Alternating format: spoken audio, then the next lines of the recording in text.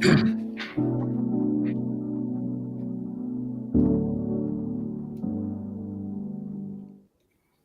is going on, ladies and gentlemen? Welcome on in. It's Pro Wrestling Weekly right here on the Takedown on SI on YouTube. Happy New Year. It's 2026. I'm your host, Zach Haydor, and that over there is Blake Lovell. Blake, Happy New Year, dude. What's going on? Yeah, what's up, Zach? Happy New Year, and yeah, off to a noteworthy start, I would say, in the professional wrestling world to start the year. Of course, big week. Tanahashi retires. Yep. Like a big week for New Japan, and WWE. Stranger Things have invaded Raw. You've got some returns and debuts in AEW. So yeah, it's been a pretty eventful, I'd say, last 5 days or so. It seems. It certainly has. This isn't on necessarily our run sheet for today, but you bring up Hiroshi Tanahashi. What did you think of the retirement over the weekend? I thought the whole deal was great. Like, I don't think you could have asked for much better. And just the amount of time it got. I think that's what you always like are curious about with this stuff. It's like, how long do you give it? And man, like they said, wait, we're gonna give this thing a lot. And of course, that's match, post match, all that. But I think the way they did it was tremendous. I'm not surprised because I think again, New Japan's always been great about that kind of stuff, and especially we're talking about the ace here. Like we're talking about the guy. And so, to bring the guys in and just have the interactions, afterwards. And, for anyone expecting the match to be Tanahashi and Okada from 10 years ago, like, I don't think any of us expected that. So, like, going in, kind of knowing the way they were going to play this. And, I think they got everything right, not just in that match, but, like, to kind of have, Yota Tsuji, too, is kind of like the guy coming out of this, as sort of the new face of things, and then you kind of cap it off with Tanahashi. Like it just felt like a really nice presentation. And I'll be honest, like I'm probably one of many people that fell out of New Japan once all the talent started going elsewhere. And I can remember 6 years ago how excited I was just to kind of say, man, this is just such a tremendous product. And of course then COVID hits and it feels like everything. It just took so long, Zach, for them to kind of get any momentum back, and they've obviously still not gotten there. But I think it's kind of a fascinating period now for them, for sure. I think so too, and I agree. I really liked what they did with the retirement. I mean, obviously the ceremony and stuff that was great and emotional, and having the other Omega and Jay White and all those guys come down was really cool. The thing is, I was happier with the match than I thought I would be. Like obviously it wasn't Okada Tanahashi from 10 years ago and whatnot, but I think it was one of Tanahashi's better matches of the last 2-3 years. I mean, some of those matches that he has or that he's had in recent years in the G1, it's just been like, oh man, this guy's knees are gonna turn to dust like in the middle of this match. And I was really surprised that he was able to put it together as much as he did for that match. I thought it was exciting. And I mean, obviously a guy like Tanahashi is going to have the crowd on his side, which he did. I thought Okada kind of played into that pretty well too. So I was like surprised that the match was as good as it was. Like you said, man, it's like, and you could even and I know it's a different scenario, but Ibushi coming out and just seeing but again, I know he's coming off of a significant injury, but it does tie into the bigger theme of you look at these guys and just what this has done to some of their bodies at this point. Like you said, Tanahashi, just the knees and everything. I'm that's where you are looking at some of these guys that aren't quite there yet, but you're thinking, oh boy, they're going to be there in 3 or 4 years. And it's just, it's brutal, man. And even when you look at some of the other guys in the ring that are still active, Jay White is hurt. Will Ospreay is hurt. Kenny Omega has spent a lot of time being hurt and now is just coming back. So Naito's basically, again, you talk about a guy with knees, oh my goodness. Same thing. Naito, same thing. And these are active guys. So it really, it did shine a light on, the strong style of New Japan. I mean, it's not just the name. It's definitely not Yeah. just his name. But yeah, and the important thing was for them to do justice for Tanahashi, and I think they did that. I think they, you walk out of that feeling like, okay, the one of the biggest stars in their company history retired. I mean, and I think you get that vibe, leaving the show. Wasn't a lot of booing, Zach, and No, there so wasn't. there wasn't a lot of expletives shouted out at anyone. There was a bit of a difference there. And the Booker didn't come out and like give him a high five No, either. What? that was odd too. I thought. Yeah, You what the hell are we didn't see doing him here? come out and take credit. Yeah, that was odd. All right, this is Pro Wrestling Weekly, you guys. We are live with this show once a week here on Thursday afternoons, 12 Eastern, right here on the Takedown on SI on YouTube, talking just the week in wrestling, the week in news, the week in shows, anything and everything under this big banner of pro wrestling. We talk here once a week live with you. So if you're watching right now and you haven't subscribed to our channel on YouTube, make sure that you do that so that you know when we go live, but also so that you know when all of our other great content drops throughout the week. We've got interviews with some of the biggest stars in the wrestling industry that hit the channel. Got a new interview with Tony Khan up there right now that John Alba did. It's really good. If you haven't listened to that, you should watch it. It's a really good long form interview with the top of AEW. So I highly recommend that you guys do that. But subscribe to the channel. Also, if you're watching this video live, you can just hit the like button. That would help us out greatly. Get this thing in front of more eyes. I think we do. We're proud of how we cover the wrestling industry on this show and at the Takedown on SI in general. And so, make us your one-stop shop for all things pro wrestling. I do have the live chat open. If you guys want to get in there and mix it up, agree, disagree with what we're saying, drop it in. If you guys want to suggest a topic that we should discuss, drop it in. If you guys got questions you want us to answer, drop them in. I'll try to get to as many as I possibly can. If you want to make sure that your question or comment or rant or rave is read on the show, make it a super chat. Throw some couple dollars in the tip jar for us, and we'll make sure to get to all of our super chats for sure, without fail, before our time is up here. All right, Blake. Let's we can start in a number of different places, but let's go to Raw on Monday night, and it was the first Raw of 2026. I think WWE really worked hard to position it as a major show. Not only was the first show of 2026, but it was the anniversary of Raw on Netflix, and I think on paper, I think they had a pretty good card with Bron Breakker and CM Punk in the main event for the world title, Becky Lynch against Maxine Dupree. For the Intercontinental title, you had tag team titles on the line, Kabuki Warriors against Rhea Ripley and Io Sky. All three of those matches had a lot of bandwidth in terms of time that they've put in to build on television in the weeks leading up. So I thought on paper it delivered. What did you think in practice? What did you think of the actual show? What did you think of the flow? What did you think of the Stranger Things involvement? Just kind of high level, did they deliver the big show that they were, indirectly promising?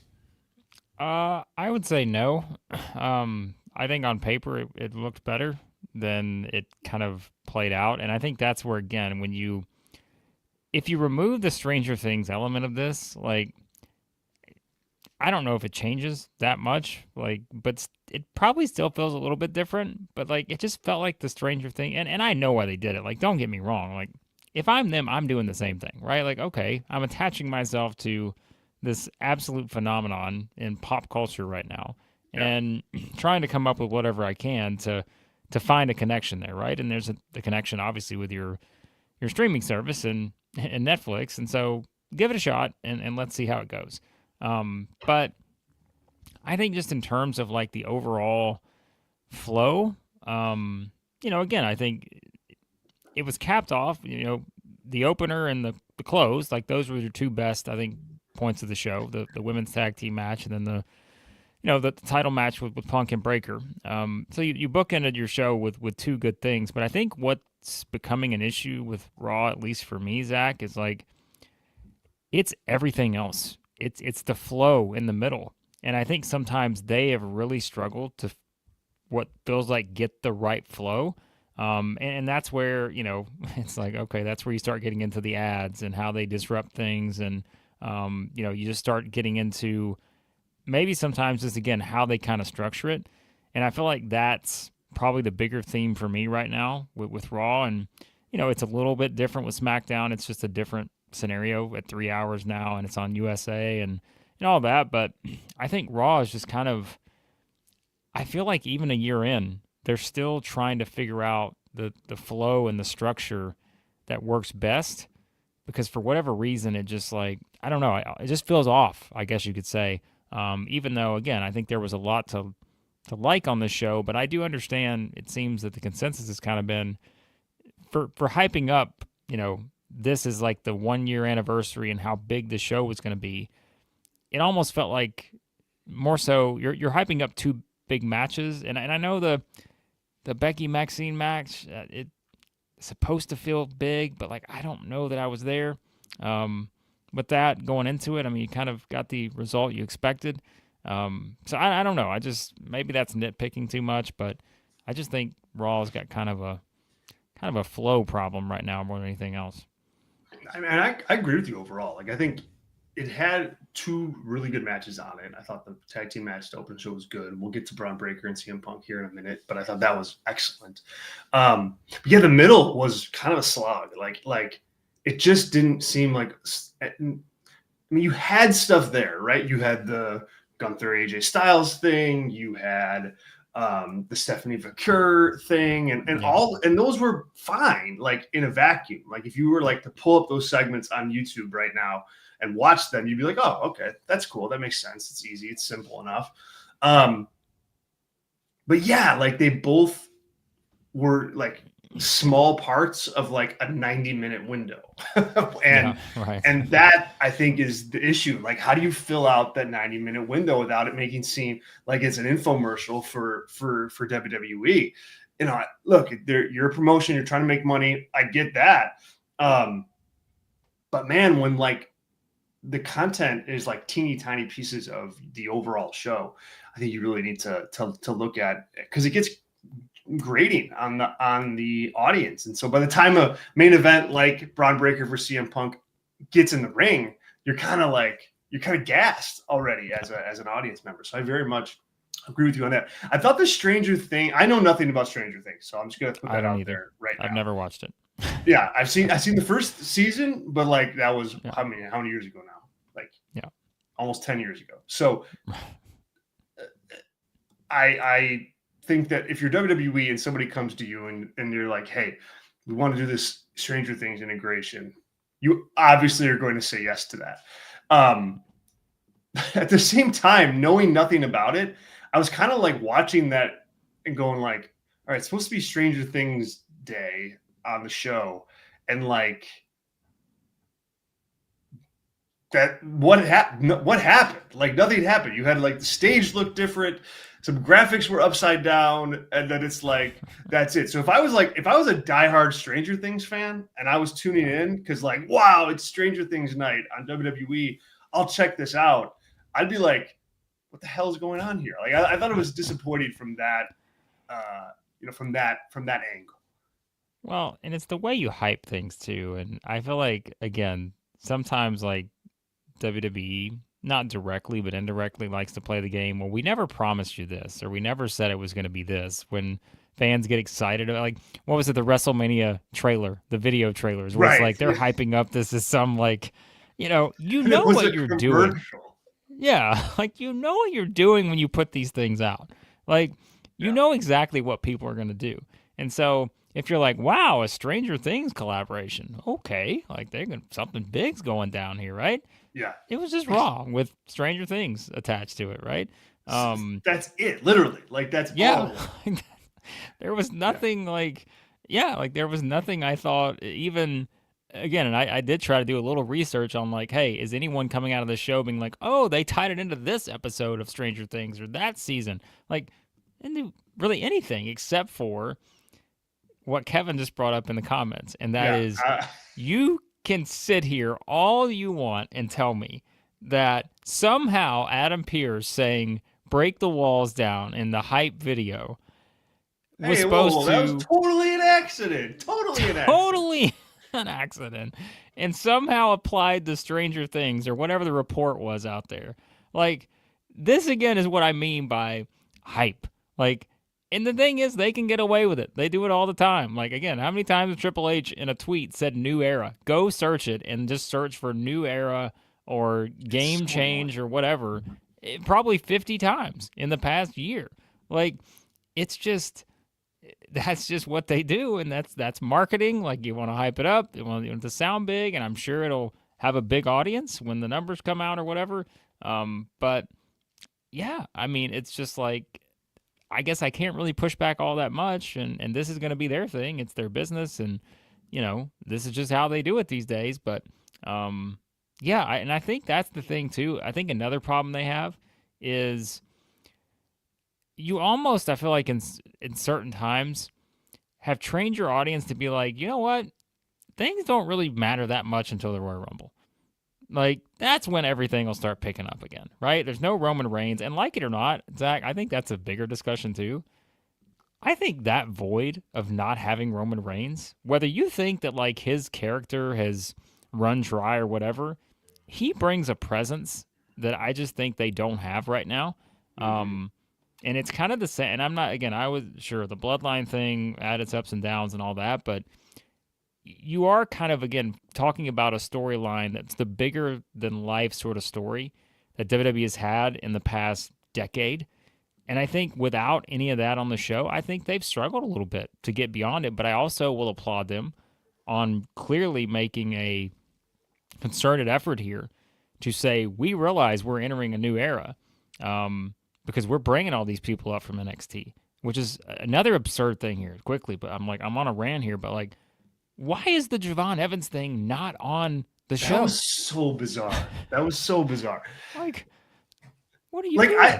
I thought, like, when I was like looking at, covering the show for SI, and I'm seeing on social media, I'm like, Javon Evans is signed to Raw, That's what and I'm I like, thought. I'm like, did I miss yeah, did I miss something? Like, did Netflix like crap out on me or something like that? Like, what's going on? And then like you find out it's an off air thing, and it's like, dude, like, if I'm Javon Evans, I'm like, boy, yeah. can you just not call me up until you have something better for me than that? Like, goodness gracious.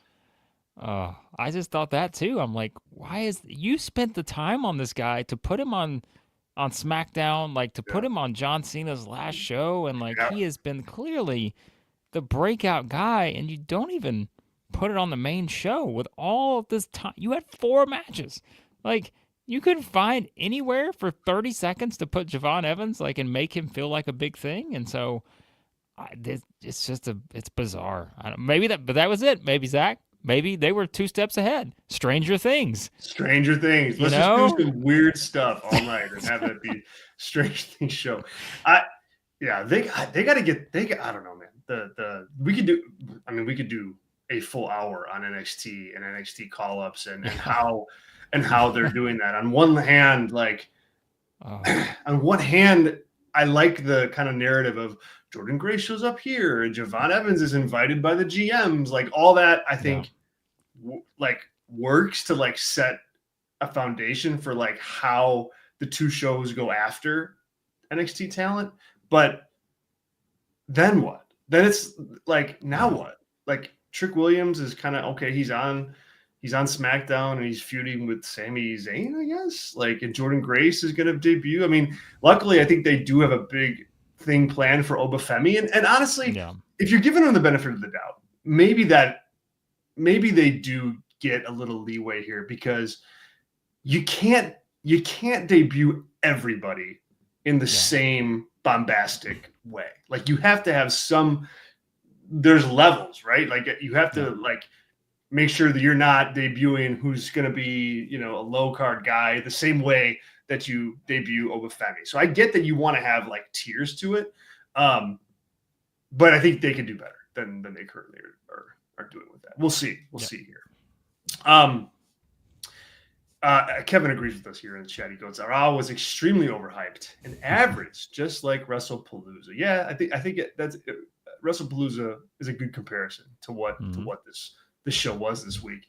I did thoroughly enjoy the main event. Like, I don't want to oversell it, but it was one of my favorite matches of the last 5-6 months. Like, what I liked about this match was, and I wrote about this a little bit for SI and for Breastring Media.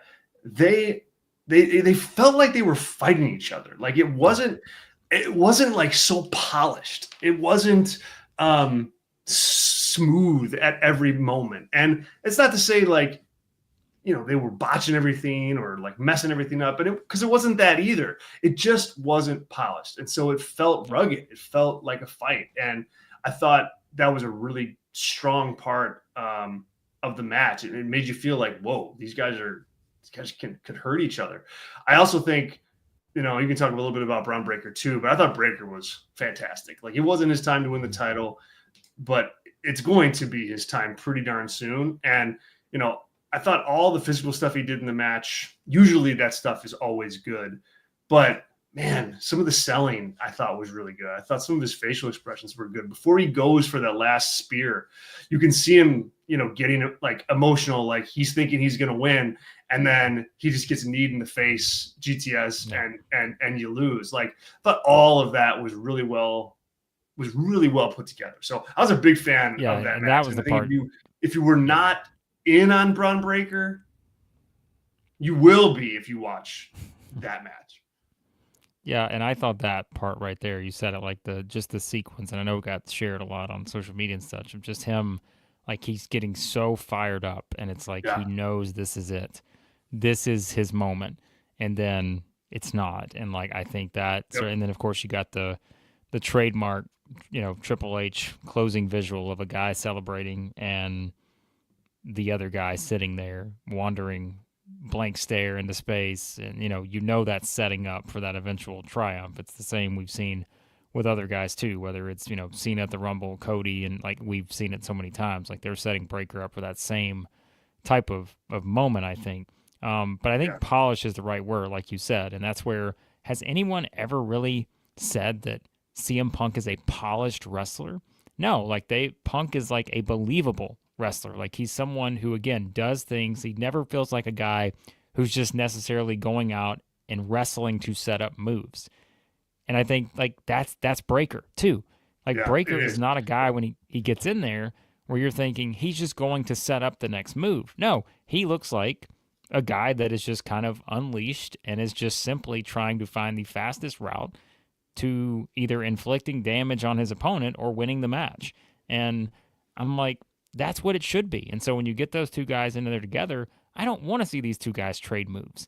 I want to see these two guys act like you said, are in a fight, and they're fighting for the biggest prize that they can. And that's exactly what it looked like.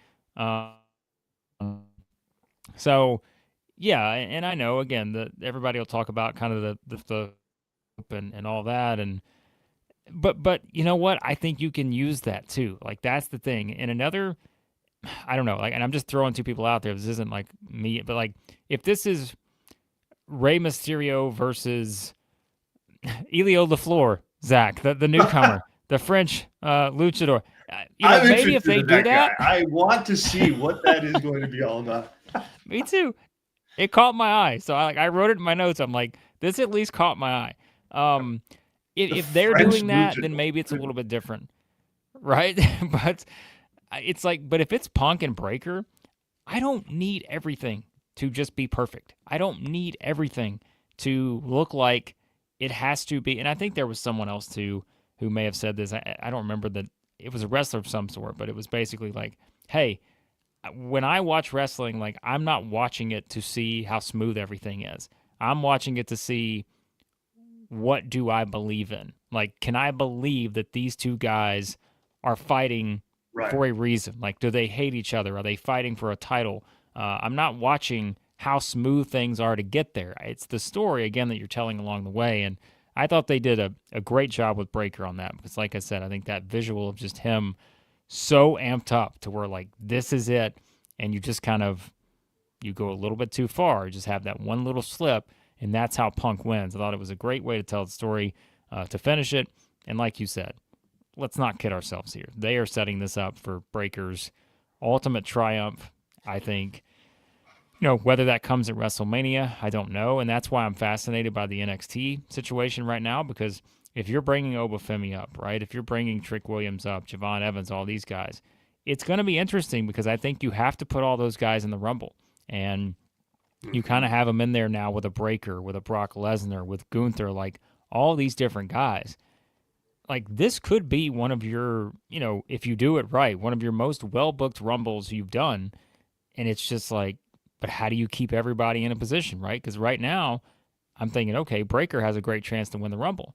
But I'm also looking at it and I'm like, if Obafemi's not in the final two, I'm surprised, you know, if they're calling him up now. Like Right. all these kind of things that are tying into it. So I think that will at least, and we talk about maybe Raw being a little stuck in the middle right now, but it should at least make for some fascinating TV over the next several weeks, just kind of leading up to it. So Wayne is in the chat here and brings up a good point. Punk is washed. I don't necessarily agree with that, Wayne, but you're allowed to have your opinion. He also says here he botched the turnbuckle spot and then they redo it. Rookie move. Yeah, I didn't like that part of the match either. Because honestly, I was like, oh, cool. Like, yeah, they botched it, yeah, right. but you went with it after that. And Punk hung on, and it felt like somebody that was like, if I was going to get like pulled off the top turnbuckle by my head by someone else's feet, I mean, I'd be trying to hang on to that bottom rope, and that's kind of what happened. So I thought that was good, but then they went back up and did it. Up like, oh god, like the match did not need that that spot. Man, I don't know. Kevin says here the Obafemi doesn't need to be the final two to make a great impact in the Rumble. Man, I mean, in theory, agree, but that's right. You know, but it depends on what you want him to be. Like, you know, if he's going to be a guy like that you want to eventually be on, you know, the Breakker level, or maybe you want him to debut on the main roster even higher than Bron Breakker did. You got to have the credibility of booking behind that. So he can't be just he comes in, does a cool move, and then gets eliminated. Like, yeah, you can make an impact. There's no doubt about it. But the best way to make an impact is to have the book behind you. And I think that's what Femi needs if he's going to be in the Royal Rumble. I think, and that's where, like, it's a good point, Kevin. Like, he doesn't have to be that. He could be the guy that comes in and eliminates 8 guys, and you know, Brock throws him out or something, like sneaks up behind him and throws him out or something, right? Like that could happen. But I'd still think there's value in this is a guy that you are investing in that feels like no other. And like you said, I do think, Zach, there is a situation where, like, if he's coming up, he feels bigger than Bron Breakker. Like, and I know, like, stature-wise, you could say that, you know, certainly. But, like, it is. Like, you're talking about a guy who was one of the most dominant NXT champions. You just put him out there with Cody, and he absolutely looked the part. And, you know, I think if you're going to go this route and have all these guys coming up now, I think you want to put them in that position to where one of these guys, you know, whoever you decide to be, like, has to be in that final group just to feel like, hey, these are guys that you have to pay attention to because they're going to be a big factor versus, okay, he's in there for 4 minutes and gets eliminated. Even if he throws 8 guys out, you know, no, like, we're trying to prove that he was that close to being in the main event at WrestleMania. You want to deliver that message, I think. Right. With someone like that. That is my thinking on it. So Zach in our live chat here says Jordan Grace and Mariah May. I refuse to use the cult name. Blake Monroe is the cult name. Being called up at least means they can get the title off Jade Cargill. I mean, they can. They always could. I don't think they're going to, but yes, they certainly can. And Jordan Grace and Blake Monroe, again, 2 good talents, but there's only so many spots.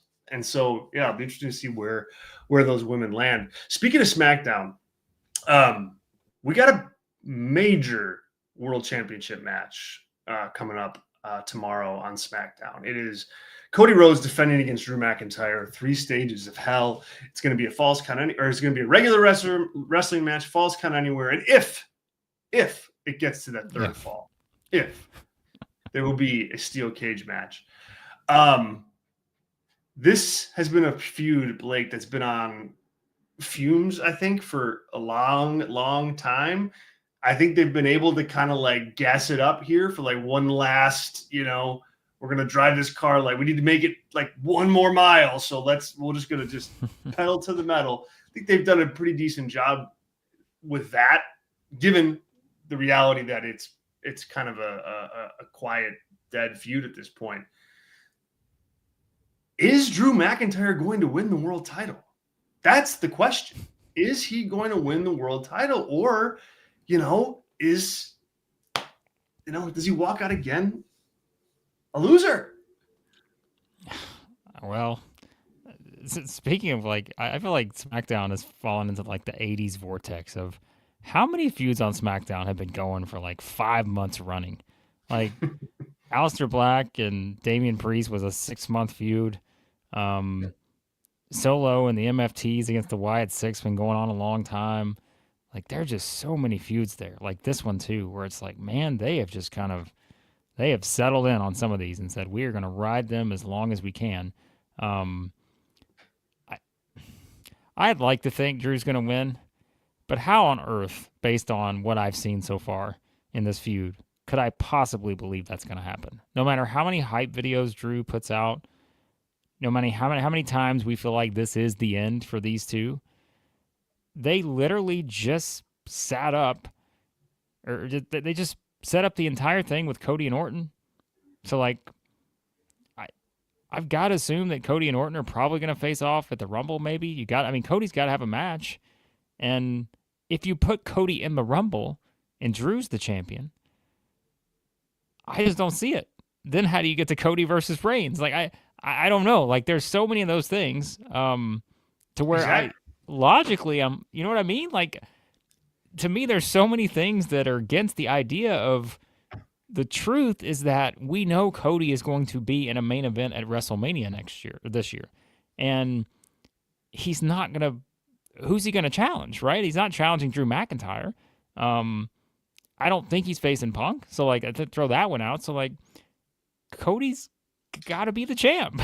And so I hate that they're doing this again, to be honest with you. I know it'll be a great match, but I hate we're going back here because my guess is, Cody probably wins, and you're probably setting up Drew's next thing. Someone screws him again, whether it's, I've seen the theories out there, is it Jacob Fatu comes back? There's beef there.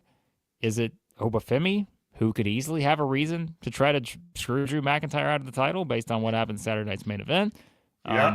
You have outs here, even though it's a cage match and you shouldn't. Because, oh, by the way, Zach, I don't think, you imagine the production team's look if they just call the audible and they're like, you know what, guys, thanks for putting the cage up, but we decided we're just going to have this be 2-0. We don't need the cage. Yeah. It's up there. You don't need to bring it back down. Like, you imagine that you were like the head of the. See that happen. Just for the sake of like, that people will think after that. Yeah. All right, maybe it won't be 3 falls, even though we know that it will. I couldn't agree with you more, man. Like if you're a Drew McIntyre fan, you're like, okay, but it's just not going to happen. Like it's not in the cards right now for this to happen. I mean, if you're Drew McIntyre, I think you're excited because you're wrestling main event matches against Cody Rhodes on pay-per-view for the title, SmackDown, like that, it's about as good as you can get if you're not the guy. At the same time, what happens to Drew McIntyre when he loses this match? He's kind of already greased the skids for that because he's got storyline out there of like, if I lose, like it's over. Like if I lose, it's over. I'm no longer the same guy I was, or blah blah blah. Like they've told you what's going to happen now. So yeah, I'm excited to watch the match. I think they've done enough to make you think, okay, maybe Drew is going to win, like in storyline canon. But when you factor in everything outside of storyline, you're like, WrestleMania is 4 months away and Royal Rumble's coming up and Cody's going to be in a big match and Drew probably isn't. So this is, I don't think it's that up in the air. All right. Or Drew wins Let's and they do Drew versus Cody part 5 at the Rumble. Like, stop, just do it again. stop, Do stop, it stop. again. I mean, Oh, the gosh. thing is, like, yeah, you can't. I mean, I would say that that's like a 5% chance, but I can't say it's zero. You can't say it's zero, It's a, given it's what a you've 3 seen stages of from hell them. match. We can't do this again. This has to be Right. it. It's got to be it. Yeah. It's got to be it. All right, let's touch on AEW really quick. I think they had a quiet show this week, but not one that lacked news. You know, we got a bunch of people coming into the company. Jake something, known as Jake Doyle now, is there. He's with the Don Callis family. We got Andrade El Idolo is back in the fold, also with the Don Callis family. So the Don Callis family continues to expand. But honestly, I think the biggest thing from last night's show was somebody that didn't even really appear, and that's Kenny Omega. Like, I thought Kenny Omega, for the first time in a long time, when they showed him and they showed the vignette and they showed like how they queued up his video, he looked like he was like, oh, if you watched it for the first time, you'd be like, wow, that's like a signature star of the company that's coming back. So I think they got that right. And you know, MJF versus Kenny Omega, like, I mean, who's going to say no to that? I'm in on that. Yeah. And I think that's where, like, if you do want to point out, like, some of the missing pieces of AEW, you know, through not last year, because, like we said, we felt like they had a resurgent sort of year, but, like, before, it's like, what was that key missing piece? Like, you just, you know, and people are like, well, you know, the Elite were such a big part of this for the longest time for obvious reasons, but, like, way more than the Young Bucks. Like, it was just the Omega thing where you're like, this guy was sort of the person you can build everything around. And then so he's out, you know, comes back, not, you know, again, we can tell, right? It's just, it's not the same guy as before. This isn't the guy, you know, that's having all the matches that we were so used to him raising his profile with. And so now to feel like, okay, you're kind of setting that up and teasing that as though, is he back? Like, because if he's back, then that, again, adds quite a dynamic to AEW. And, you know, like Zach says, yeah, MJF versus a serious Kenny Omega, like, who wouldn't want to see that right now? And I think, again, it does kind of show you that, and we've talked about this before, Zach. I don't remember if it was last week or the week before, but you felt like AEW has set up their pecking order of, like, these are our top stars who are going to be in the championship picture. And when you look at it, they have put a lot of work into that group and, you know, really said, hey, we are going with these guys. And I think that's where, again, they've improved the most is like, and I'm not going to knock on Adam Cole, right? But if you go back to the MJF Adam Cole stuff, it's like when you looked at the top tier group at that time, and again, whether it's guys out injured or you just hadn't gotten to that level yet with, let's say, a Swerve or someone like that, but then you have the breakthroughs of the way you had, like where Swerve gets to the top, Ospreay gets to the top, you know, Hangman's there. And now you're like, okay, yeah, Joe still has been in the mix. MJF, an original. Kenny Omega, an original. Like, you've got all these guys who feel like they are in that championship picture. And, you know, again, we've kind of said it before. Like, I'm not saying this is the Attitude Era in WWF, but, like, if you remember back, it's like, okay, you've got your sort of, these are our guys, right? It's Austin, it's Rock, it's Mankind, it's Triple H, it's Taker. It's like you just keep going. And, like, you've got your group here to where you've got a lot of matches to work with and a serious Omega who is somewhat back to form versus this MJF. Yeah, man, you got a lot to work with. Can you name all the members of the Don Callis family right now? Oh, this is great. I was hoping you'd do something like this. Okay. By the way, Doyle and Davis sounds like two guys I'd meet in an Irish pub. And dude, like, yes, yes, or like bad guys in a new Back to the Future movie or something. Like, yeah. Like, yes, 100%. Yes. All right. So we've got Doyle and Davis, or Davis and Doyle, whichever one you want to use there. You've got Andrade. Okay. You've got Takeshita. You've got Okada. You've got Josh Alexander. You've got Hechicero. That was the one I didn't think you were Um, going to get. I did not think you were going to get Hechicero. for some reason, like he is as much of the Don Callis family in my mind as anyone. I don't know why. It just I feel like it's the way he says it. Maybe Callis says it. You've got Kyle Fletcher.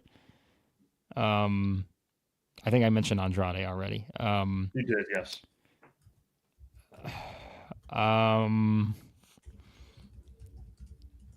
There's I know I'm forgetting one some. that you're missing. Got to be an obvious one that I'm missing here.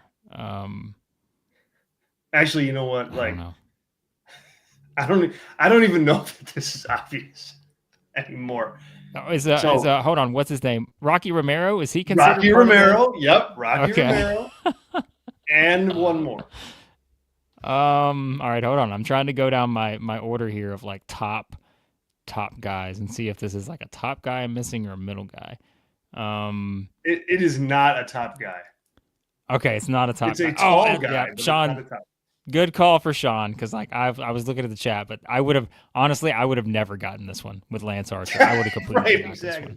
one. And I love Lance Archer back in the day in AEW, but like in New Japan, like he was my guy. But I'm sorry, I would have just never got that one.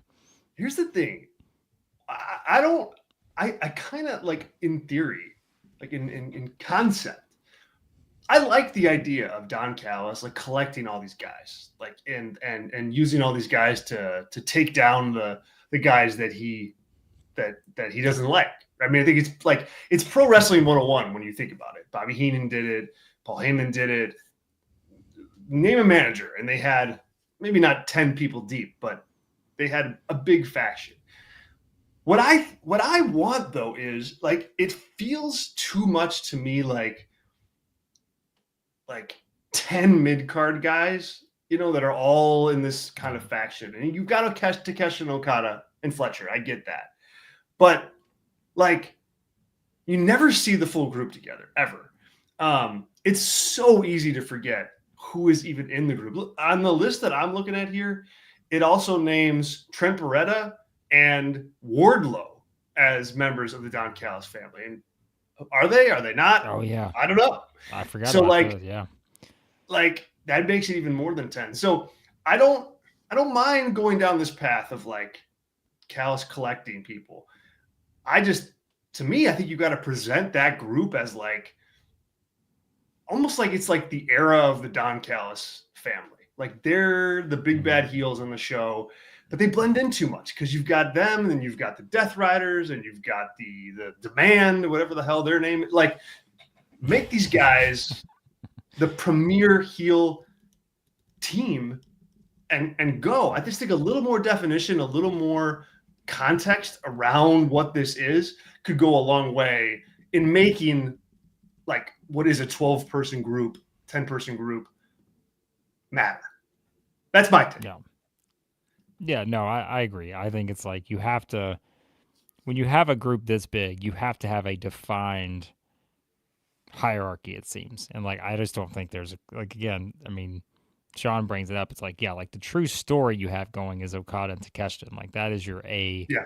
thing. But when you have this many members, you need more than that. With just like if you have this many numbers wise, like it has to be more than just two that feel like are in an actual, Right. some sort of connecting story.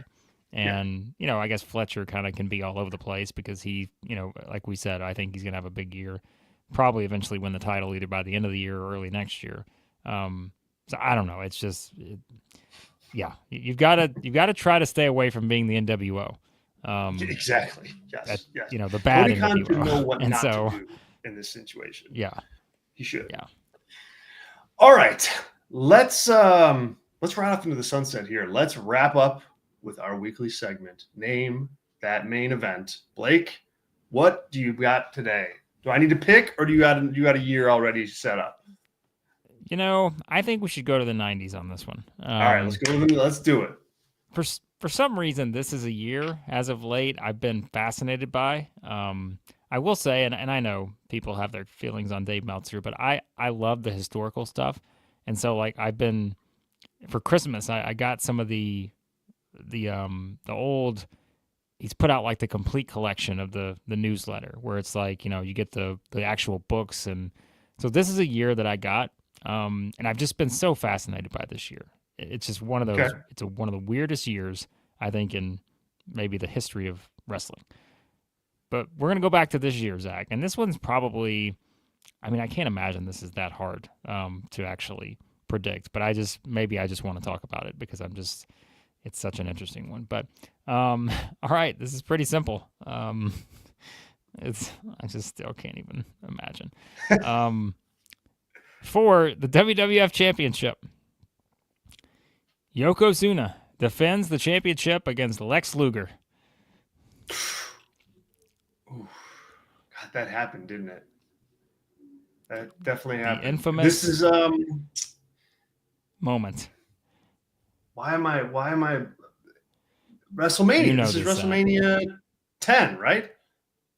Well, so you actually could have been correct on that by also adding in WrestleMania 10 as the option because these two did face off at WrestleMania 10, as we know, as But WrestleMania that 9. was well, and so this was SummerSlam 93. And Ah, dang it. so Okay, this okay, is the okay. one. So Luger and Yokozuna had quite a stretch in this period, of course, where he slams him on the USS Intrepid and all this other stuff. And, it was this full on like Luger just set up as the next Hulk Hogan. Let's call it what it is. Like he was being positioned as the next Hogan. And I've been reading about some of the stuff from 93 and like it is just, whether it is Hogan doing what he did at WrestleMania, with Brett and how that all played out. And yeah, as Kevin notes, this is I don't know that I've ever seen a babyface in professional wrestling look more like just neutered than Lex Luger being paraded around after he beats Yokozuna by countout. Like To count not out. win the Yeah. title Oh and all my the God. baby faces come out like, oh my gosh. Um, it's just one Very of cool. those like we talked about like what ifs. This is one of those just huge what ifs, right?